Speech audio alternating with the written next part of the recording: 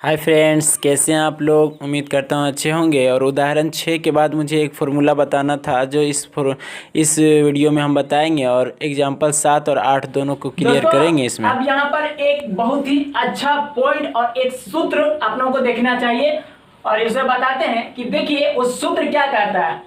वो सूत्र कहता है कि यदि मान लीजिए हम मान लेते हैं दो चर मान लीजिए एक ए है और एक बी है। ये दो संख्या है, चर माने ये दो संख्या है और ये दोनों का एलसीएम और एचसीएफ का गुणनफल ही इन दोनों का गुणनफल के बराबर होगा। आइए दिखाते हैं। यदि मान लीजिए एलसीएम किसका, इन दोनों का, और एचसीएफ ये दोनों का, ये बराबर होगा किसके बराबर होगा, तो A गुना B के बराबर होगा। तो दोस्तों यहाँ आप लोग बहुत अच्छा पॉइंट समझ चुके हैं कि ये जो बताए हम दो संख्या जो है दोस्तों, वो दोनों के एलसीएम एचसीएफ का गुणनफल के बराबर ही होगा। उसका गुना यानी कि A गुना B आप गुना कीजिएगा तो इसका एलसीएम जो होगा इन दोनों का एचसीएफ जो होगा वो गुना कीजिएगा तब बराबर हो जाएगा। तो चलिए अभी हम लोग ये निकाले थे और इसी से हम लोग प्रूफ करते हैं। तो मान लीजिए यहाँ कितना संख्या है, 6 और 20 है। एचसीएफ कितना है, 2। तो हम चलिए एलसीएम के जहाँ पर हम लोग एलसीएम है यहाँ, तो एलसीएम के जहाँ पर हम लोग बैठाते हैं 60 गुना 2 बैठा दिए दोस्तों। अब बराबर इन दोनों का गुणनफल, चलिए हम इन दोनों का गुणनफल लिख देते हैं। अब यहां पर आप गुना कीजिए तो 60 दूना 120 और 6 दूना 120 आगे बराबर। अब यहां पर आप जान लीजिए कि दो संख्याओं के गुणनफल के बराबर होता है उन दोनों संख्या के एलसीएम और एचसीएफ का गुणनफल।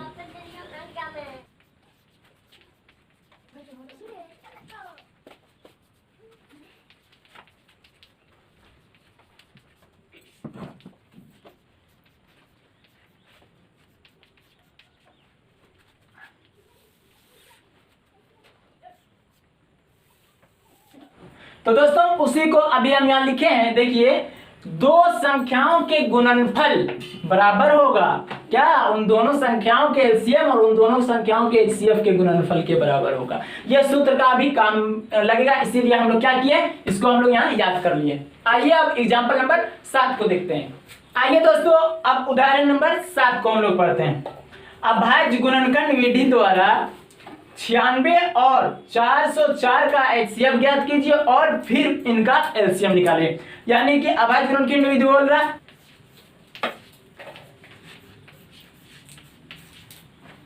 तो दोस्तों इन दोनों को अभाज्य गुणनखंड में तोड़ते हैं। तो आइए 96 को हम लोग पहले तोड़ते हैं।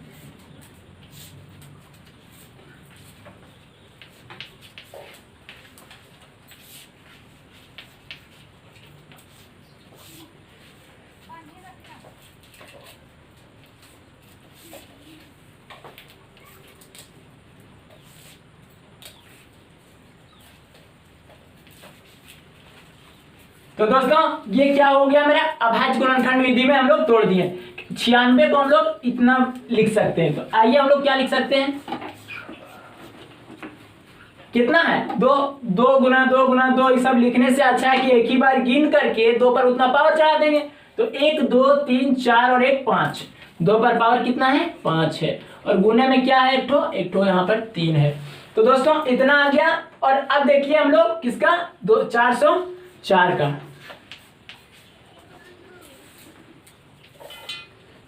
यहां कितना से करेंगे, 2 से।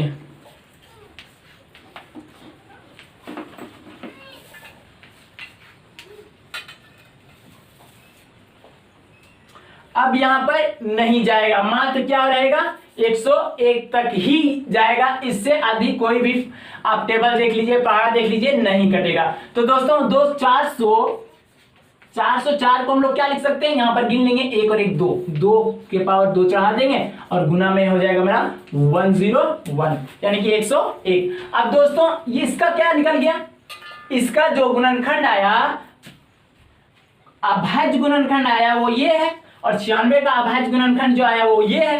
तो दोस्तों इन दोनों में कॉमन कौन आया, यानी उभयनिष्ठ कौन आया। तो देखिए दोस्तों 404 का उभयनिष्ठ हमको देखना है इन दोनों में। तो देखिए यहाँ 101 है, यहाँ नहीं है, यहाँ 3 है, यहाँ नहीं है, यहाँ 2 है और यहाँ भी 2 है, तो मिल गया मेरा। बेस को देखना है यहाँ पर, तो दोनों में 2 है। अब क्या बोला है, HCF जब भी आप निकालिए तो HCF क्या बोलता है कि जो सबसे कम घात वाला हो और दोनों में कॉमन हो। इन दोनों में कॉमन है, 2 कॉमन है और घात सबसे कम इसमें है, यानी कि 2 के पावर 2 वाला घात सबसे कम है, इसीलिए इसका आंसर हो गया मेरा 2 को 2 से गुना करेंगे यानी कि 4। 2 ठो है तो 2 दूना 4, इसका आंसर आ गया। HCF क्या निकल गया, 4। अब दोस्तों का आ रहा है इनके बाद LCM निकालिए। यदि दोस्तों हम यहाँ दो एक फॉर्मूला अभी जो लिखे थे उसी से हम निकाल सकते हैं। कैसे कि ये दोनों संख्याओं के गुणनफल HCF और LCM के गुणनफल के बराबर होता है।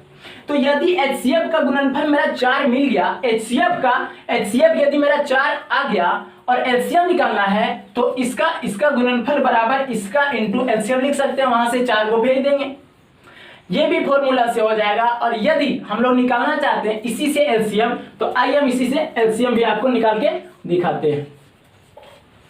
LCM निकालेंगे तो कैसे निकालेंगे, जो कॉमन होगा उसका सबसे बड़ा घात लेना, यानी कि ये वाला लेना है, इसमें ज्यादा घात है 5 है और यहाँ 101 और यहाँ 3, तो ले लेते हैं।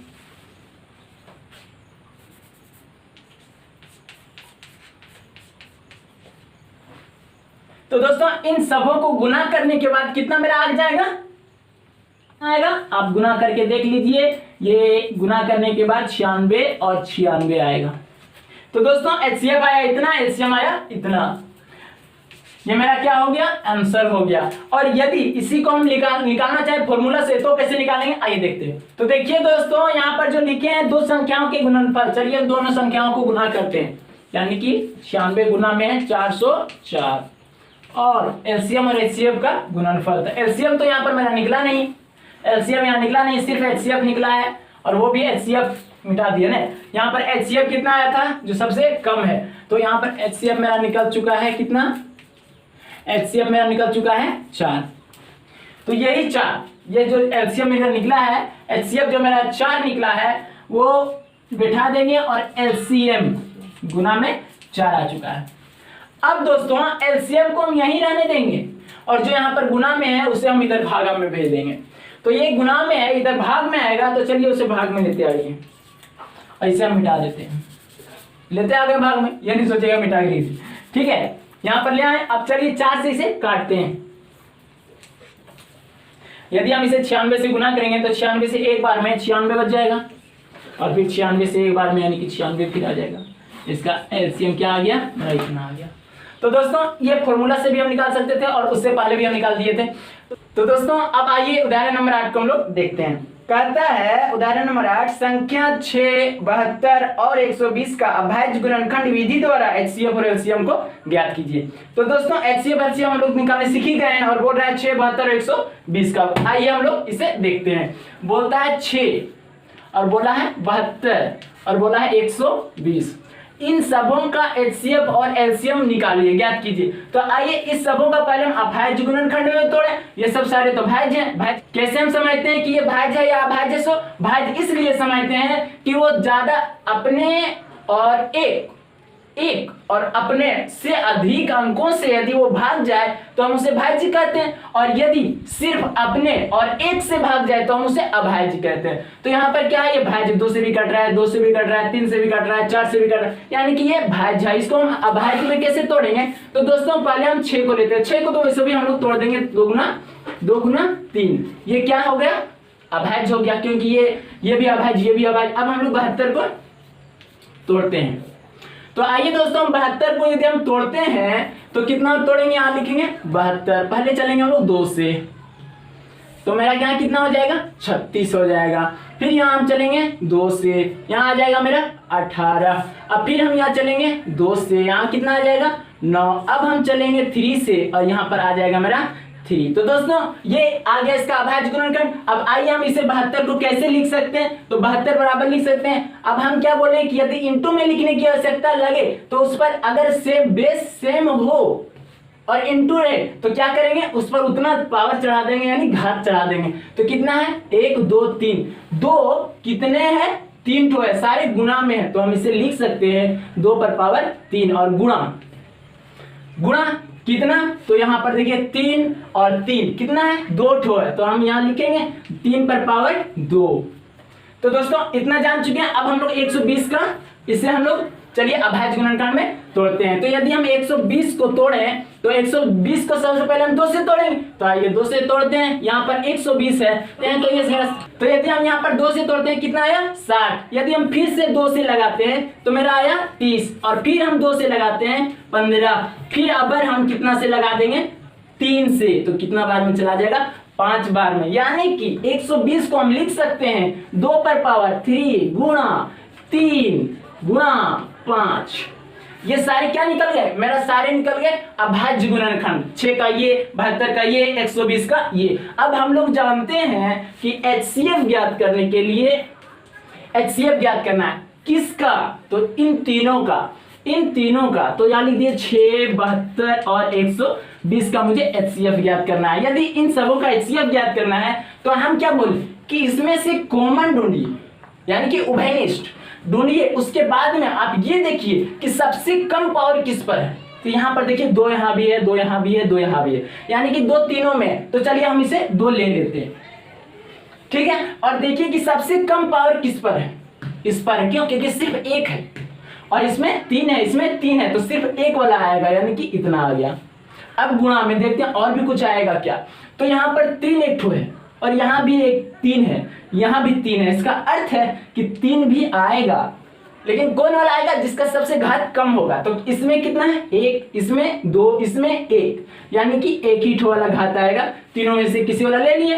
अब यहाँ पर HCF मेरा क्या निकल गया, गुणा करेंगे 6, यही मेरा क्या हो गया HCF। और दोस्तों अब LCM देखते हैं हम लोग।